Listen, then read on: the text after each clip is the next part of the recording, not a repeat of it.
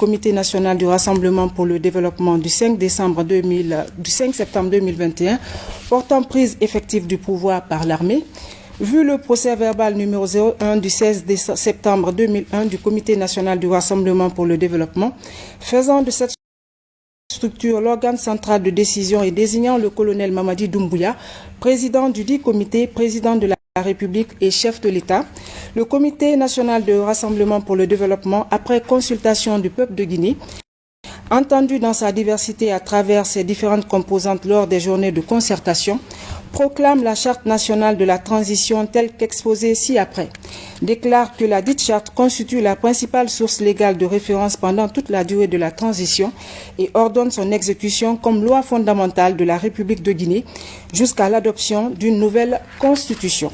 Préambule.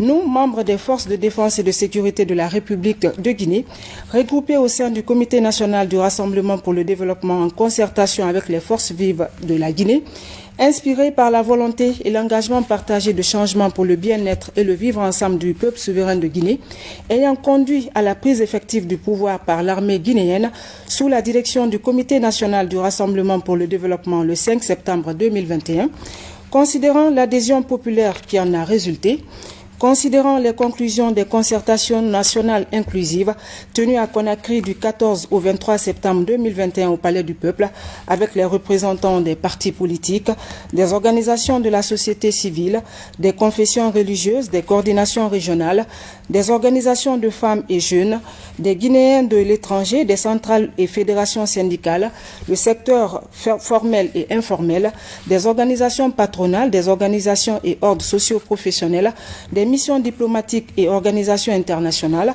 des chambres consulaires, des organisations de presse, des sociétés minières et de la République de Guinée, prenant acte des propositions et recommandations des différentes composantes des forces vives de la nation, soucieux de maintenir la cohésion nationale, de consolider les bases de notre démocratie et de promouvoir le développement et la prospérité des Guinéennes et Guinéens, reconnaissant que les crises politiques cycliques qui ont affligé la République de Guinée avant et après le changement unilatéral de la Constitution pour un troisième mandat ont fissuré l'unité nationale, décrédibilisé les institutions et ralenti le développement du pays. Conscient de la nécessité de bâtir ensemble d'une manière durable les fondamentaux de la République démocratique stable, unie dans sa diversité et respectueuse des droits de l'homme et des libertés publiques, engagée à construire un véritable état de droit conforme aux profondes aspirations du peuple et tirant les leçons de notre expérience politique, notamment des crises récurrentes et souvent violentes qu'a connues notre pays suite aux différents scrutins ces dernières années, considérant les cas de violation répétée des droits de l'homme et des libertés individuelles et collectives qui ont endeuillé des familles et causé des handicaps à des milliers de femmes et de jeunes Guinéens en particulier, réaffirmant notre attachement aux valeurs et principes démocratiques tels qu'inscrits dans la Charte des Nations Unies, la Déclaration universelle des droits de l'homme du 10 décembre 1948, la Charte africaine de la démocratie, des droits des élections et de la gouvernance du 30 janvier 2007 de l'Union africaine, ainsi que le protocole du 21 décembre 2000 de la CEDEAO sur la démocratie, la bonne gouvernance et les élections, considérant la volonté résolue du Comité national du Rassemblement pour le développement de refonder l'État pour plus de sécurité juridique fondée sur l'équité et la justice dans un esprit d'inclusivité, considérant la détermination du Comité national du Rassemblement pour le développement de combattre toute forme de marginalisation et de repli identitaire, de prévenir et réprimer la corruption, les crimes économiques et financiers, l'impunité, la politisation de l'administration publique et l'instrumentalisation de la justice, considérant le comportement patriotique des forces de défense et de sécurité assurant la quiétude sociale et la continuité de l'État, considérant que l'intérêt supérieur de la nation réside dans le maintien de la paix, la sécurité collective, le bon voisinage dans la sous-région, qui sont des préalables à l'émergence, à la stabilité, à l'intégration et à la coopération comme moyen de rassemblement et de consolidation de la démocratie, considérant la nécessité d'une transition démocratique inclusive et impartiale, approuvons et adoptons la présente charte de la transition dont le préambule est partie intégrante. Disposition. Les valeurs et principes. La présente charte consacre les valeurs et principes ci-dessous qui doivent guider la transition, ses organes et l'ensemble des personnalités appelées à la conduire. Le pardon et la réconciliation, le patriotisme et la loyauté, l'inclusion et la fraternité, la justice et la responsabilité, l'impartialité et la neutralité, la tolérance et le dialogue, la probité et la dignité, la discipline et le civisme, le mérite et l'équité. Les missions. Les missions de la transition consacrées par la présente charte sont, entre autres, la sauvegarde de l'intégrité du territoire national et la sécurité des personnes et de leurs biens, la refondation de l'État pour bâtir des institutions fortes, crédibles et légitimes garantissant un État de droit, un processus démocratique inclusif, apaisé et durable, gage d'un développement social, économique et culturel effectif. L'engagement de réformes majeures sur les plans économiques, politiques, électoraux et administratifs, le renforcement de la cohésion nationale et la poursuite du processus de réconciliation nationale, le renforcement de l'indépendance de la justice et la lutte contre l'impunité, la promotion et la protection des droits de l'homme et des libertés publiques, l'instauration d'une culture de bonne gouvernance et de citoyenneté responsable, l'élaboration d'une nouvelle constitution et son adoption par référendum, l'organisation des élections locales et nationales libres, démocratiques et transparentes. L'État et de la souveraineté.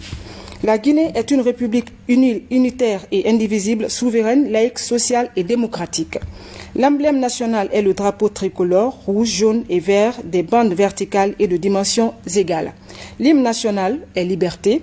La devise de la République est travail, justice, solidarité. Le sceau et les armoiries de la République sont déterminés par la loi. La langue officielle est le français. Les partis politiques concourent à l'expression du suffrage. Ils se constituent librement et exercent leur activité dans le respect des lois de la République.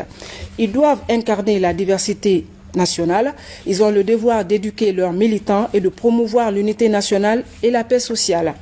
Tout acte portant atteinte à la forme républicaine de l'État, à la laïcité de l'État, à la souveraineté, à l'indépendance et à l'unité nationale est un crime de haute trahison et puni comme tel par la loi. Les libertés et droits fondamentaux sont reconnus et leur exercice est garanti aux citoyens dans les conditions et les formes prévues par la loi. Aucune situation d'exception ou d'urgence ne doit justifier les violations des droits humains. Tous les citoyens guinéens sont égaux en droits et devoirs. Ils sont égaux devant la loi sans aucune distinction. Ils sont électeurs et éligibles dans les conditions déterminées par la loi. La personne humaine est sacrée. Toute personne a droit au respect de son intégrité physique et morale, de son identité et à la protection de son immunité et de sa vie privée.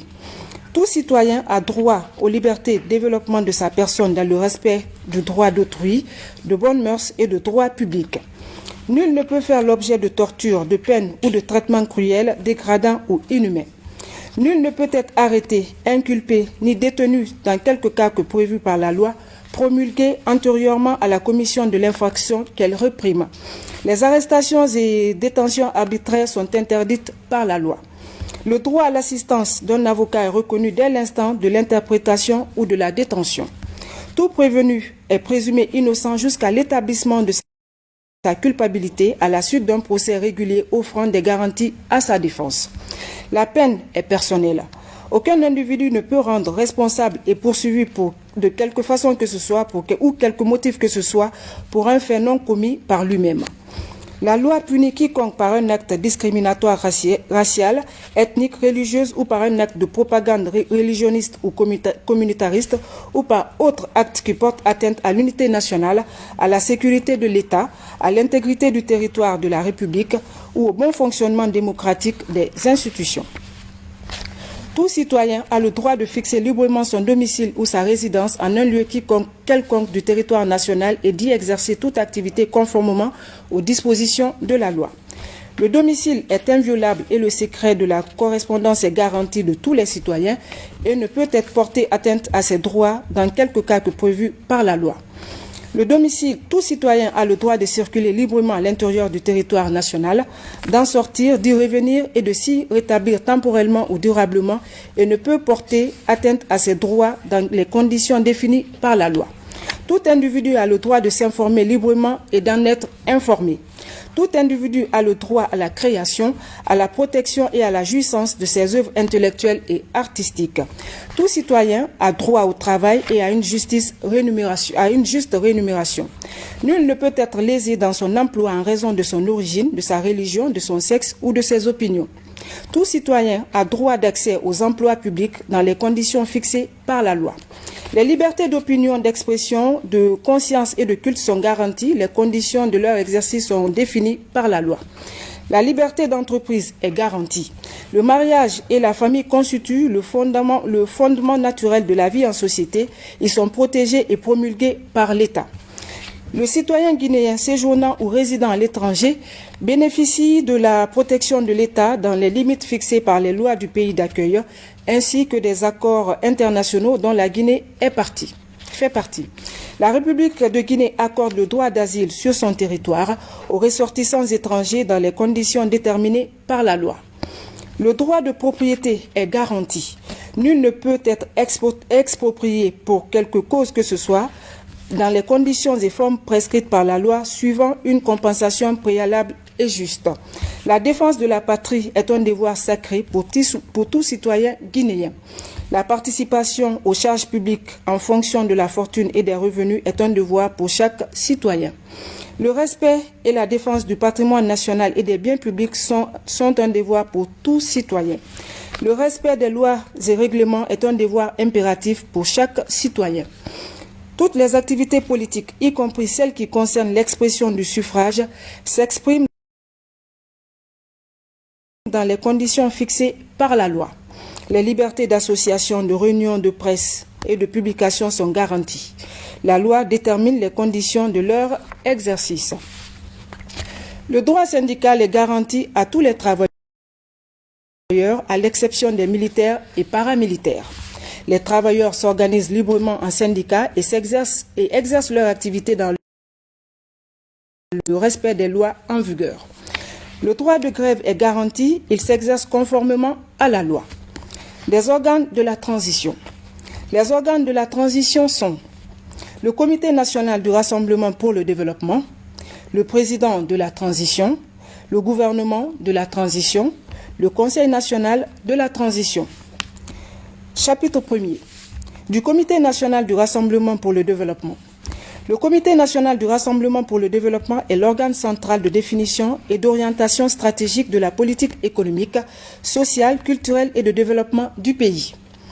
Il est garant de la sécurité et de la cohésion nationale, de la stabilité et de la paix. Il est composé des éléments des forces de défense et de sécurité de la République de Guinée, armée, gendarmerie, police, protection civile, douane et conservateur de la nature. Le président de la transition. Le président de la transition est le président du Comité national du Rassemblement pour le développement. Et à ce titre, il est le chef de l'État et chef suprême des armées.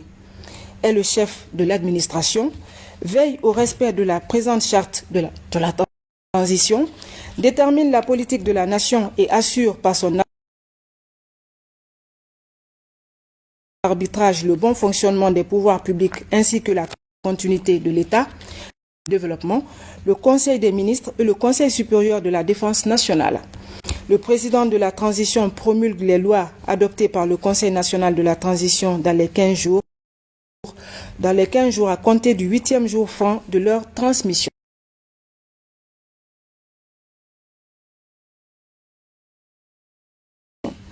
Le président de la transition accrédite les ambassadeurs et les envoyés extraordinaires auprès des puissances étrangères. Les ambassadeurs et les envoyés extraordinaires sont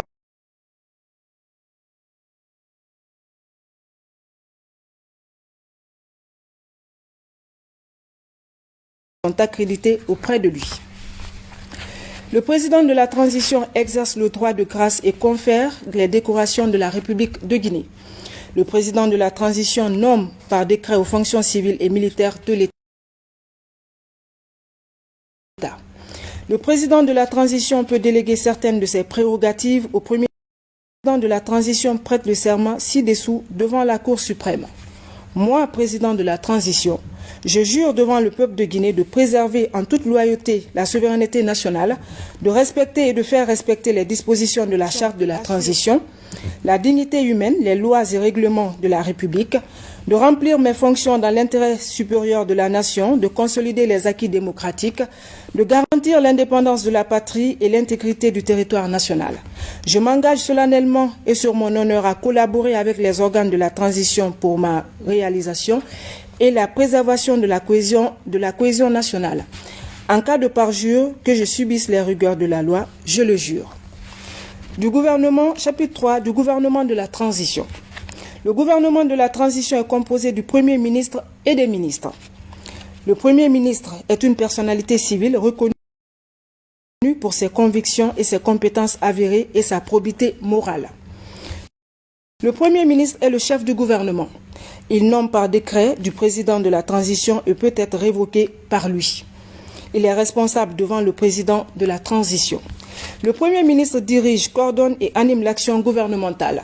Il dispose de l'administration, il veille au bon fonctionnement des services publics, à la bonne gestion de l'économie nationale, des finances publiques et domaines de l'État, des entreprises et des organismes publics.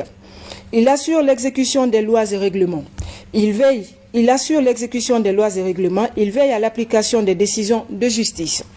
Le Premier ministre doit, dans un délai n'excédant pas 30 jours à compter de la date de nomination des membres du gouvernement, soumettre pour approbation au président de la transition le plan d'action de la feuille de route du gouvernement de transition. Les membres du gouvernement sont nommés par décret du président de la transition sur proposition du Premier ministre et peuvent être révoqués par le président. Le gouvernement de la transition conduit et exécute la politique de la nation définie par le président de la transition. Le Premier ministre et les membres du gouvernement ne peuvent faire acte de candidature aux élections locales et nationales qui seront organisées pour marquer la fin de la transition. La présente disposition n'est susceptible d'aucune révision. Du Conseil national de la transition. Le Conseil national de la transition est l'organe législatif de la transition. Il exerce les prérogatives définies par la présente charte. Le Conseil national de la transition a pour mission d'élaborer et soumettre par adoption par référendum le projet de constitution, d'élaborer, examiner et adopter les textes législatifs, de suivre la mise en œuvre de la feuille de route de la transition, de contribuer à la défense et à la promotion des droits de l'homme et des libertés publiques, de contribuer à la réconciliation nationale. Les membres du Conseil national de la transition portent le titre de conseiller national. Le mandat des conseillers nationaux court à partir de leur nomination par le président de la transition et prend fin dès la mise en place de l'Assemblée nationale. Tout mandat impératif est nul. Le Conseil national de la transition adopte son règlement intérieur dès sa première session à la majorité des 2/3 de ses membres. Le règlement intérieur détermine notamment la composition, les règles de fonctionnement du bureau du Conseil national de la transition, le mode de désignation, la composition et la compétence des commissions, l'organisation des services administratifs et les règles de déroulement des débats. Le Conseil national de la transition est composé de 81 membres choisis pour leurs compétences et leur probité, répartis comme suit. Les représentants des partis politiques, les fêtières des organisations de la société civile, les centrales syndicales, les organisations patronales, les forces de défense et de sécurité, les organes de défense des droits de l'homme, les organisations des Guinéens de l'étranger, les organisations de femmes, les organisations de jeunesse, les organisations culturelles, les confessions religieuses, le secteur informel et les métiers, les organisations paysannes, les sages des régions, les personnes vivant avec un handicap, les organisations socio-professionnelles, les chambres consulaires, les organisations de presse et des personnes ressources. La transition sont nommées par décret du président de la transition sur proposition de leurs structures respectives. Après la désignation de ses membres, le Conseil national de la transition se réunit en session permanente pendant toute la durée de la transition. Les membres du Conseil national de la transition bénéficient de congés parlementaires selon les modalités fixées par le règlement intérieur. En cas de besoin impérieux lié à la transition, les congés parlementaires peuvent être écourtés. Le Conseil national de la transition est dirigé par un président assisté de 2 vice-présidents. Le président et les vice-présidents du Conseil national de la transition sont des personnalités de nationalité guinéenne, de compétences reconnues et de grande probité issues des forces vives de la nation. Ils sont nommés par décret du président de la transition. Les fonctions du président, de vice-président et de membres du bureau du Conseil national de la transition sont incompatibles avec l'exercice de tout autre mandat ou responsabilité publique ou privée pendant la transition. Les membres du Conseil national de la transition ne peuvent faire acte de candidature ni aux élections locales, ni aux élections nationales qui seront organisées pour marquer la fin de la transition. La présente disposition n'est susceptible d'aucune révision. Les conseils nationaux jouissent de l'immunité parlementaire. Aucun conseil national ne peut être poursuivi, recherché, détenu, arrêté ou jugé pour les opinions ou votes émis par lui dans l'exercice de ses fonctions. Il ne peut être en matière criminelle et correctionnelle qu'après la levée de l'immunité par le Conseil national de la transition, sauf en cas de flagrant délit. Les conseils nationaux perçoivent des indemnités, bénéficient des avantages et privilèges fixés par décret du président de la transition sur proposition du bureau du Conseil national de la transition. Les séances du Conseil national de la transition sont publiques sauf si le huis clos est prononcé. Le compte rendu intégral des débats est publié au journal officiel de la République. L'ordre du jour du Conseil national de la transition comporte par priorité et dans l'ordre que le gouvernement a fixé, la discussion des projets et lois déposés et des propositions de loi acceptées par lui. Des traités et accords internationaux.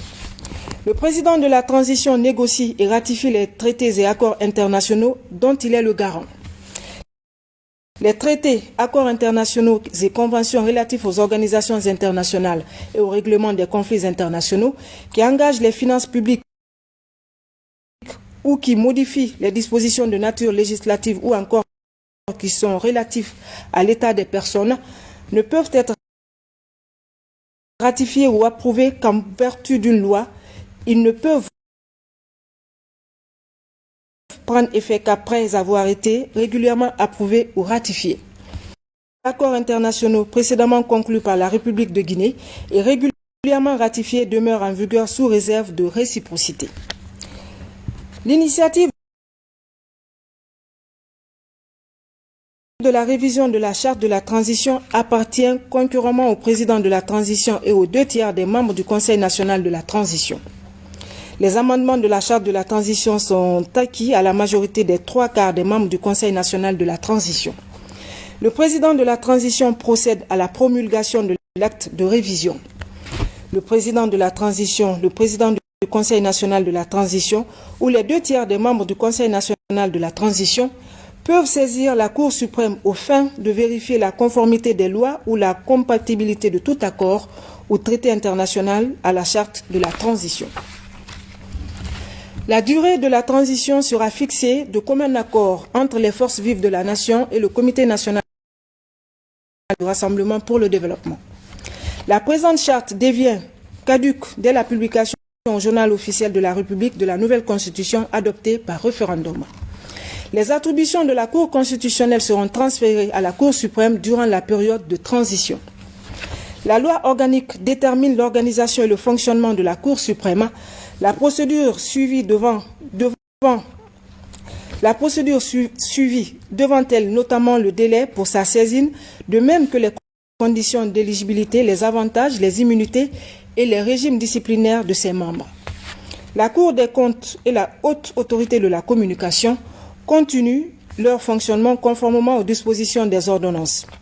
Sauf abrogation expresse, les dispositions de la législation et de la réglementation en vigueur non contraires à la présente charte demeurent entièrement applicables.